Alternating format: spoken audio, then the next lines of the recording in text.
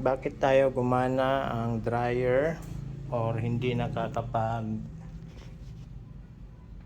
dryer ang LG 15 8 kilograms 2 in 1. So ito po yung front loader. Okay, so ano ang kanyang problema? So ito, binaklas ko na siya. So dito sa top, makikita nyo rito, meron ditong andito yung ating heater sa banda. So itong unit ko ay may butas, sobrang init. And then papasok dito, ito meron dito yung parang pinaka fan. Okay, so tanggalin lang natin yung screw. Merong 1, 2, 3, 4, 5. Kinatanggal ko na. And then pag i-open natin to, ayan, sobrang dumi. Yak, parang may dinosaur. So yan ang ating lilinisin. Kapag ito sobrang dumi, walang hangin, marang mainit na hangin para pumasok doon sa ating dito sa loob ng ating drum. So yon, kapag kulang ang hangin, natural, mainit na hangin, natural, wala ring gagamitin pang dryer. At the same time, titingnan nyo sa loob, wow, sobrang dumi. So yun po, kailangan po nating linisin yan para hindi nababarahan ng mainit na hangin papasok para dito sa loob ng drum. Sige, linisin po natin muna. So sa paglilinis, gagamitan natin to ng Sunrox, Clorox, bleach, at the same time, of course, yung ating detergent, kahit anong detergent, and then brush. So ingatan nating mabasa ang loob nito kasi ito is mga konekta sa mga relays o actuators, which is nakakonekta lahat yan sa electrical. So mahirap na, baka masabuga, malagyan, matalsikan ng tubig,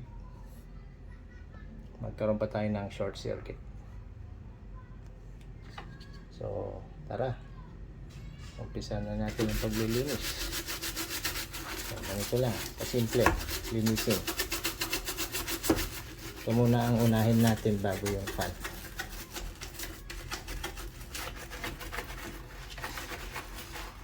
Ang sa loob.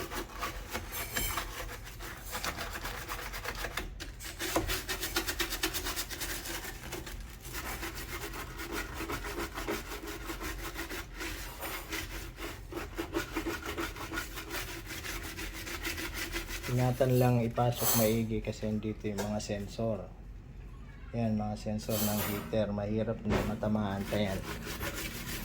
Mas malaki ang gastos.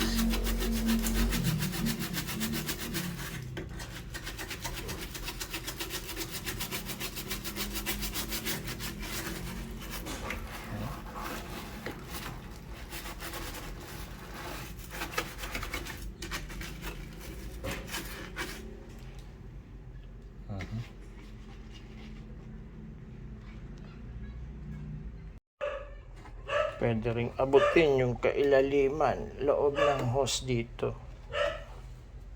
Ayan o. Ang dumi.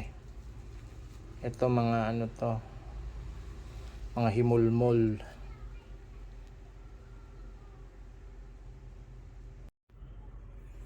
Ngayon, pagkatapos linisin, kailangan natin buhusan ng tubig.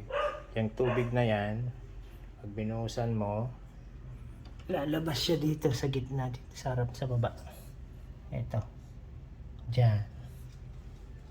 Diyan siya lalabas. Ngayon, since wala akong hose, gagamitin ko muna tong hose papunta rito. Yung mismong supply ng water papunta dito sa mismong washing machine.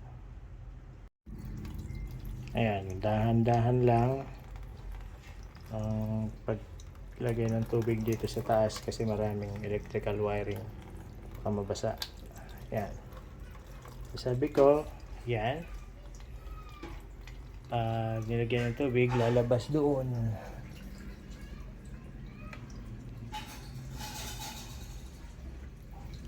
Ayun. Lalabas siya doon. Okay. Tuloy natin ang paglilinis. Dito sa loob, pwede nyo nang i-full yung inyong para makatulong para mabaguhan maigi yung mga dumi sa ilalim sa loob nitong pipe na to. Kapag naman masyadong madumi na yung pipe niya, tanggalin lang to kung nasa likod. Ayan. Dito may access dito. Ito yung nilinis natin kaninang pipe. Yan, tube.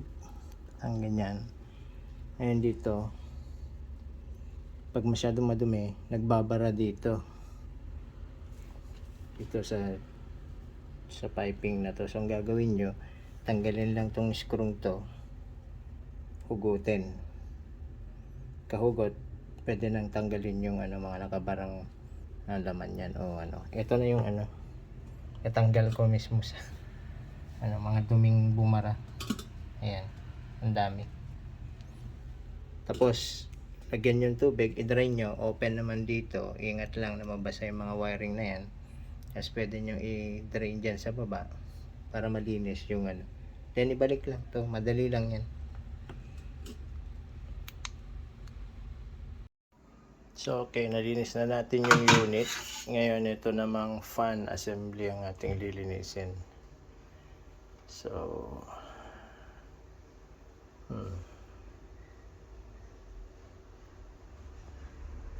okay. LG Electronics BLDC fan. Okay. Yep. So linisin muna natin. Ayan, nalinis na natin. Okay, so may mga dumi-dumi pa pero mas okay na yan kaysa kanina. At the same time, dapat talaga nililinis to every 3 months. Lalo na pag daily use. Ako parang nilinis ko after 1 year. Parang Jurassic. Anyway, so ito babalik na natin sa lagayan niya. Okay? So, of course, ito babalik natin, lagyan natin screw, balik natin yung mga wiring, etc. Ayan, nailagay ko na lahat yung screw niya.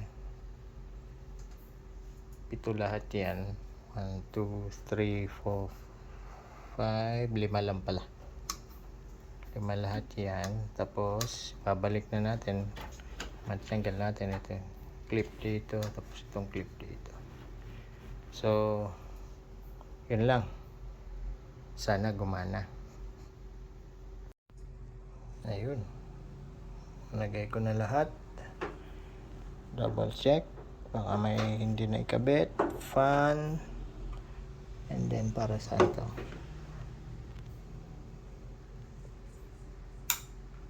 Ito, kabit na. Alright. Fan. Ito. Oops. Yan. And then dito. Wala naman tayong tinanggal dito. Check lang natin kung may loose contact. Wala namang nasunog, etc.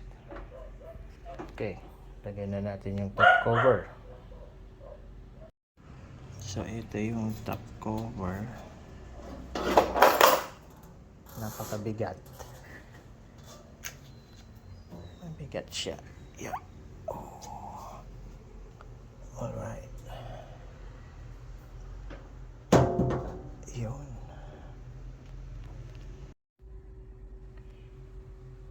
So kapag pala ibabalik tong top cover, no, meron tayong guide dyan. Yan. Yung puting yan. Yun. Yan. Yung guide na yon papasok dito. Yan. Yun. Doon, yan. Tsaka dito.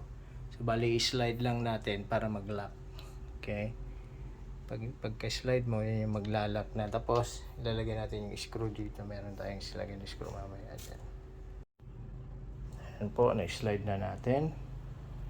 So, ngayon, babalik na natin yung parang pinaka-lock niya dito sa likod, which is ito.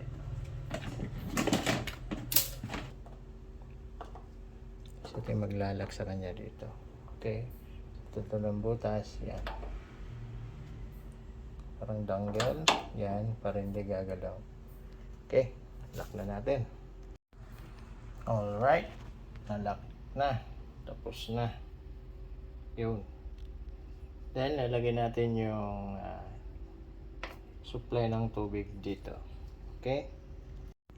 Okay. Pagkalagay, pwesto ang washing machine and then umpisan na. Okay? That's it. So hopefully may naitulong ako at nag-enjoy din kayo dito sa video namin o video ko. At sana ma-fix nyo rin ang problema ng LG 2-in-1 washer and heater kung may heating problem. Okay, hanggang sumuli. Bye-bye.